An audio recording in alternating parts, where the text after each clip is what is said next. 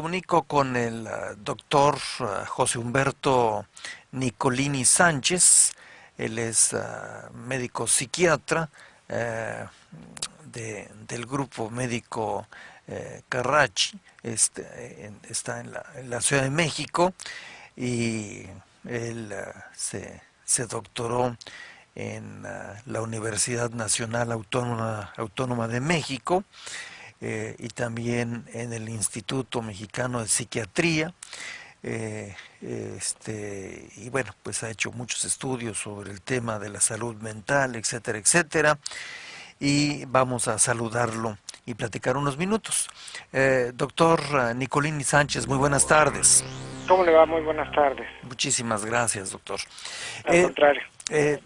el tema de esta psicosis que acabo de señalar, que en algunas partes de la República Mexicana existe, y yo le diría que en muchos puntos de la línea fronteriza del lado de los Estados Unidos.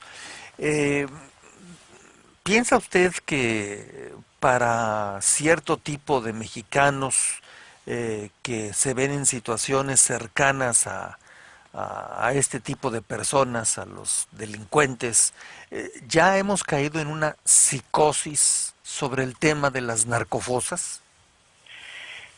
Bueno, yo sin lugar a dudas creo que si hay un gran miedo, probablemente lo calificaría hasta de terror, ¿no? Ujú. El término psicosis tal vez sería empleado erróneamente porque, digo, aunque en el lenguaje coloquial lo empleamos como para ser más enfático cuando un estado emocional es muchísimo más severo que el de una neurosis, que es generalmente los estados ansiosos o depresivos. El término psicosis denota así como un mayor grado de severidad. Hoy en día, en la parte ya más técnica de la salud mental, lo empleamos cuando realmente es una idea que se sale de realidad. Y Sí. aquí pues no hay nada fuera de realidad, ¿no? O sea, yo creo que es un temor pues basado pues en de donde tomamos la realidad, que pues en nuestro país pues en mucho proviene de los medios de la comunicación, de la televisión, y y creo que pues en ese sentido lo que se ha infundido, esta gran ansiedad en relación a esto, pues sí ha creado un enorme temor, este miedo colectivo, esta ansiedad colectiva. Tal vez el término técnico sería pánico, que es cuando uno tiene un miedo que se comparte por muchas otras personas. O sea, más bien es pánico la palabra. Así es. Ujú. Sí, bueno, déjeme comentarle, doctor, si me permite en lo que es Matamoros, incluso en días anteriores, los padres de familia han tenido que regresar para llevarse a sus hijos de la escuela, donde ya estaban estudiando, porque pues estos rumores basados en hechos reales, pues generó que cerca de más de 560 centros educativos en la zona que le menciono tuvieron Ujú. que cerrar porque los padres ya no querían mandar a sus hijos o iban por ellos por este pánico. Claro, y yo creo que aquí podríamos hablar incluso hasta de otra condición que pues se ha vuelto colectiva. Esta condición es lo que le llamamos el estrés postraumático, ¿no? El estrés postraumático es estos cuadros de ansiedad, de gran temor que tenemos posteriores a la victimización. Estos cuadros se describieron de manera eh, primaria, digamos, en los veteranos de las guerras, y posteriormente pues han ido multiplicándose en todas las situaciones de violencia que hemos venido viviendo en nuestro país. Cada vez un diagnóstico más y más frecuente, no solo por las situaciones de violencia, aunado a eso también todos los fenómenos naturales, las catástrofes de los fenómenos naturales, y pues sin lugar a dudas este tipo de situaciones donde existe el temor ante estos eventos, se genera ese temor colectivo, el pánico, aunado a los recuerdos pues de anécdotas de víctimas y pues ya tenemos como población probablemente un estrés postraumático colectivo, ¿no? Por la Sí. parte de la violencia. Ahora, la forma de irlo eliminando, desapareciendo, pregunto, está basado en que la sociedad o parte de la sociedad compruebe, no que le digan, compruebe que este tipo de hechos tan lamentables realmente van desapareciendo.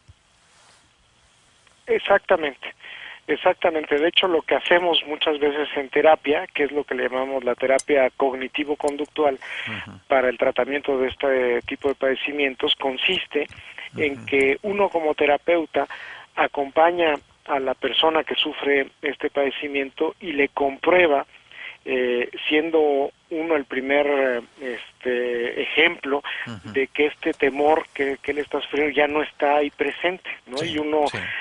pues lo acompaña para demostrarlo que ya no existe, y entonces hay una comprobación racional de que ya no sucede, y luego vivencial de que efectivamente puede tener esta experiencia vívida, digamos, de estar en calma. Y claro, para que esto se dé desde un punto de vista colectivo, pues habrá que hacer esta experiencia en un sentido como más amplio, y así como pues los medios han tenido pues la labor de informar, y en esto probablemente pudieran también ayudar en el sentido de aliviar este sufrir, ¿no? Sí. O sea, me imagino, por supuesto que coincidimos en no ocultar las cosas, pero Claro. también mostrar los dos lados cuando las cosas puedan ir mejor o pues también darle el mismo tratamiento, ¿verdad? Desde luego, y claro, pues siempre y cuando, como usted lo menciona, efectivamente las cosas vayan mejor. En el caso de, por último, de lo que es la violencia sexual, que desafortunadamente da la impresión, según las noticias, va en incremento por muchas causas. ¿Cree usted, doctor, como médico psiquiatra, que en el mundo de las mujeres, y yo sé que hay mucho tipo de mujeres y muchas edades y nacionalidades, pero en el caso de lo que nos corresponde a nosotros los mexicanos allá y acá en Estados Unidos, ¿existe ya algún tipo de, no sé, temor, miedo, pánico o algo más sobre este hecho, algo que la mujer tenga de alguna manera constantemente presente, aunque sea en el segundo piso de su cerebro? Yo pienso que sí, y creo que pues esto ha ido cobrando importancia, incluso creo que tiene un importante hasta peso político, no simplemente el ofrecer servicios que garanticen la no violencia, pues simplemente en los transportes públicos, el tener estos vagones reservados para la mujer donde de alguna forma se le protege de la violencia sexual. Pues es una garantía que premia, digamos, pues el reconocimiento a la autoridad. Y luego, por otro lado, tenemos la parte del hostigamiento laboral, que muchas veces pensamos que se trata de algo sexual, y digo, aunque la acción tiene este matiz sexual, realmente el fondo no es sexual, el fondo es poder, ¿no? Es el uso de la fuerza y del abuso emocional con una situación, o sea, el medio es la parte de la sexualidad, pero realmente en el fondo es un abuso del poder, ¿no? Y claro, pues una víctima que la hace doblemente vulnerable es a veces la condición de género. Claro. Pero esto último, bueno, no lo último, lo que me decía antes, nada más para recordarlo, porque es muy importante, se tiene la impresión de que una persona que abusa sexualmente de una mujer, lo que está buscando es tener un placer sexual. Si entiendo correctamente, más bien lo que está buscando es el poder ejercer la fuerza, el poder a través de el concepto de la sexualidad, pero no es el Claro, motivo principal.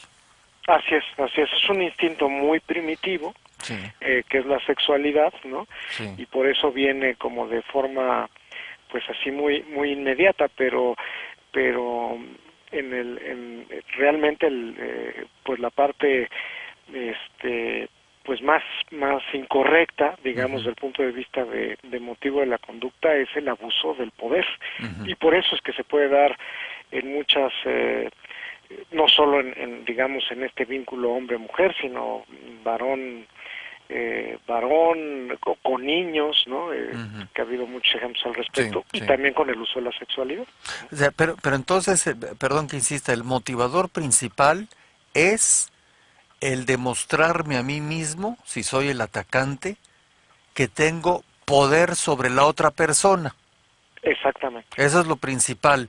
Si es vía sexo, si es vía golpes, vía otras cosas, es, vamos a decir, el O arma dinero. utilizada, Así es. o el dinero también.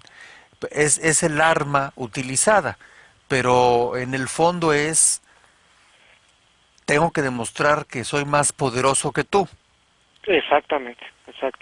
Bueno, perdón que me alargue un segundo, bueno, es una mentira lo de un segundo porque ya se acabó, pero doctor Nicolini, eh, cua- si este es el hecho, ¿qué es lo que debe de hacer una mujer que de alguna manera lo que percibe es un ataque sexual, porque eso es lo que, como nos los han vendido, si me permite la palabra, Claro. este, o un hombre que le hace tontería y media a otro hombre, no digo sexualmente en este caso, sino Ujú.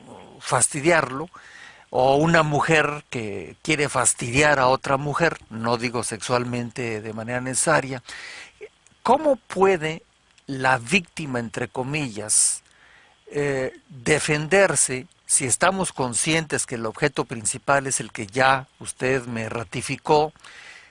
¿Qué es lo mejor que se puede hacer ante este tipo de personas? Claro, yo creo que aquí, y pues creo que esto va directamente a lo mejor a, pues tan la sonada, pues digamos, discusión que hemos tenido a nivel nacional de si la estrategia contra eh, la violencia y el crimen es la más indicada de pelear igual modo con violencia, o bien tenemos que hacerlo mediante planteamientos mucho más estratégicos, ¿no? Ujú, Y justamente en esta arena, digamos, del hostigamiento sexual, eh, siempre hay que plantearse una estrategia de lucha verdaderamente más en el terreno de recursos,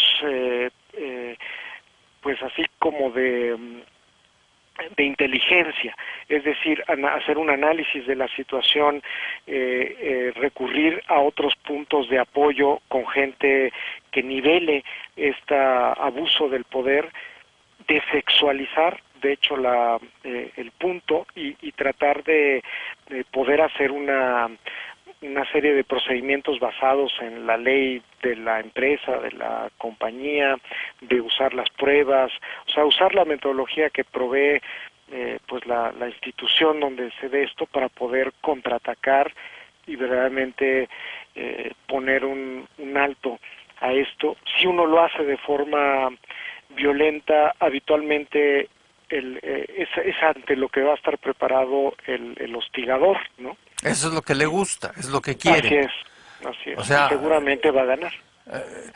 si una mujer de pronto se ve atacada, no sé, en un elevador, por decir, sexualmente por un señor que entró ahí, mientras más grite ella, le trate de pegar y todo lo que usted quiera, eso hace que la persona esté gozando más su ataque.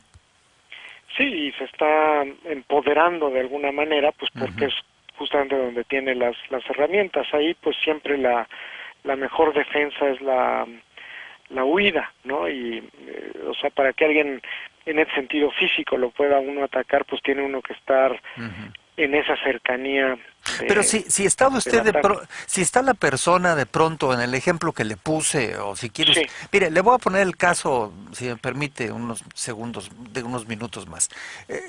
Usted sabe el caso de este señor, el director general del Fondo Monetario Internacional, ¿no? Que ahorita sí, es tema actual, el señor Strauss.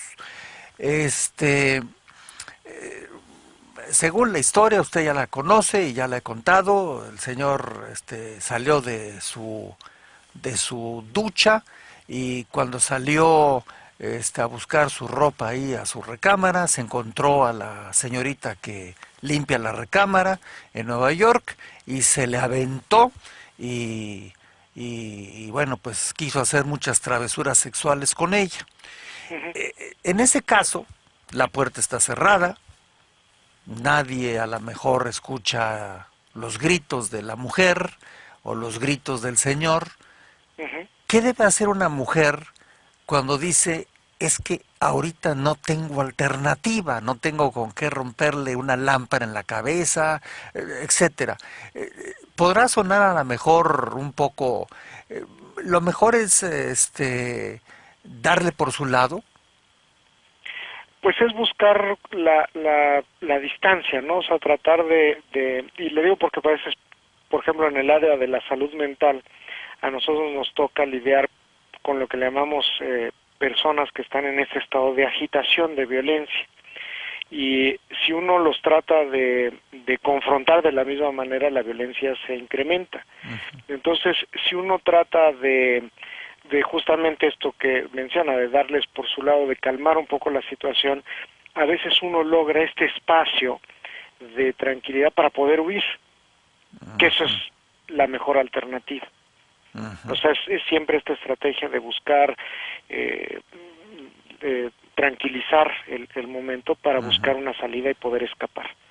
O sea, Porque la lucha tiene que venir después, la lucha no tiene que ser en el sentido de la violencia. o sea, en esencia, en casos extremos, como es un ataque como el de este señor, o en casos de larga duración, lo mejor es, entre comillas, darle un poco por su lado hasta encontrar que la persona se calma, vamos a decir, y buscar la manera de zafarse de esa persona y alejarse de ella.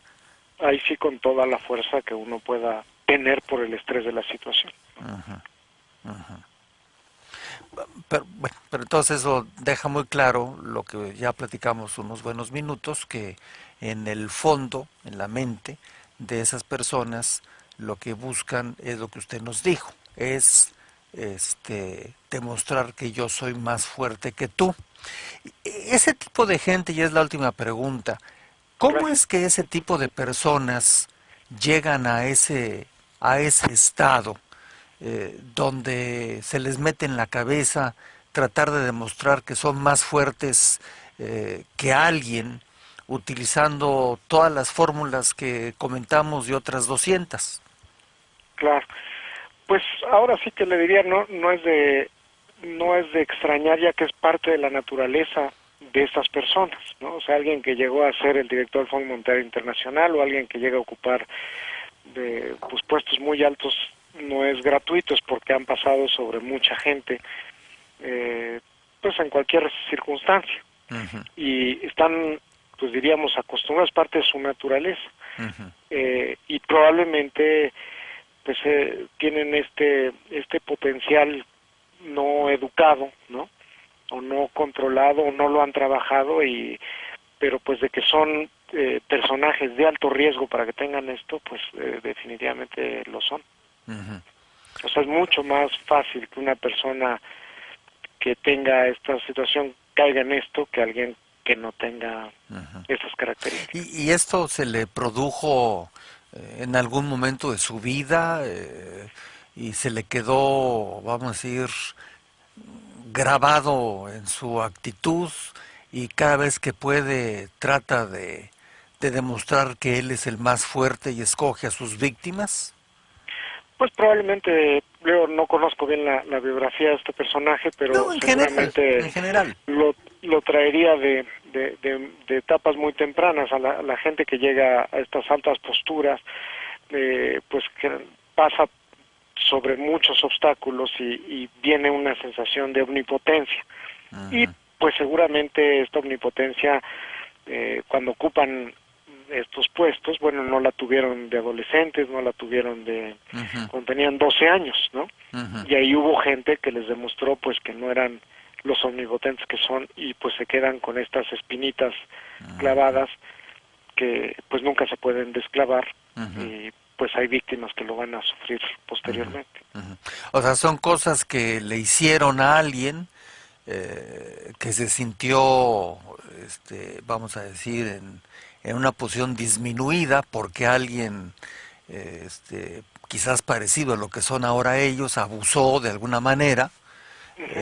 y cuando ellos llegan después de pisotear, como, bueno, no digo usted pisotear, pero lo digo yo, después de pisotear a muchos para llegar a posiciones muy altas, entonces es cuando empiezan a tratar de quitarse esas espinas que usted señala, que hace años se las encajaron en su yo, Y y demostrarse a sí mismos que efectivamente lo pueden todo. entonces a sí mismos, no es tanto a quienes cogieron, es a ellos mismos. Claro, claro, porque Ujú, pues, son los únicos testigos de ese ujú. abuso, de esa menosprecio que tuvieron, pues son ellos. Claro, claro. Bueno, pues es un asunto que desafortunadamente, este, desde que el mundo es mundo ha existido, lo cual no lo justifica, ¿verdad?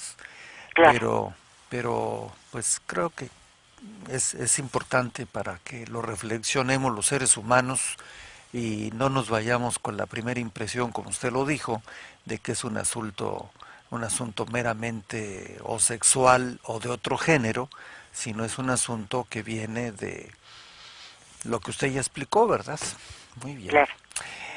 Pues, doctor Nicolini Sánchez, le aprecio mucho los minutos que nos ha dado a La Voz en Español, acá en los Estados Unidos de Norteamérica, y bueno, como dijo alguien por ahí nos estaremos viendo. Cómo no, muchas gracias. Gusto saludarlo y muchas gracias por su tiempo. Igualmente, que Hasta esté muy luego. bien, hasta luego. Adiós.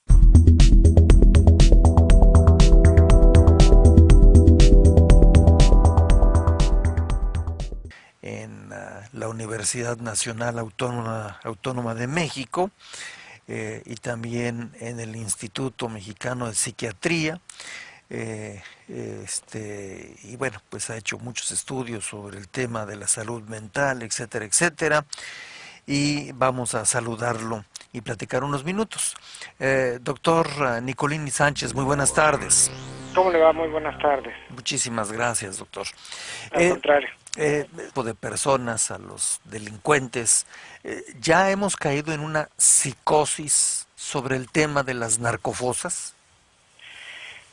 Bueno, yo, sin lugar a dudas, creo que si hay un gran miedo, probablemente lo calificaría hasta de terror, ¿no? Ujú, El término psicosis tal vez sería empleado erróneamente porque, digo, aunque en el lenguaje coloquial lo empleamos como para ser más enfático cuando un estado emocional es muchísimo más severo que el de una neurosis, que es generalmente los estados ansiosos o depresivos. El término psicosis denota así como un mayor grado de severidad. ujú. Eh, Hoy en día, en la parte ya más técnica de la salud mental, lo empleamos cuando realmente es una idea.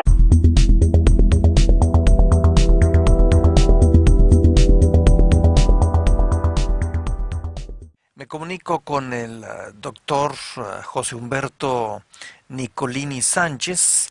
Él es médico psiquiatra del grupo médico Carrachi. Está en la Ciudad de México y Él se doctoró.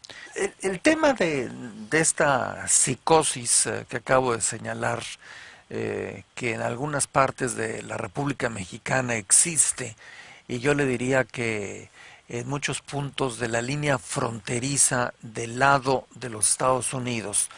Eh, ¿Piensa usted que para cierto tipo de mexicanos que se ven en situaciones cercanas a este tipo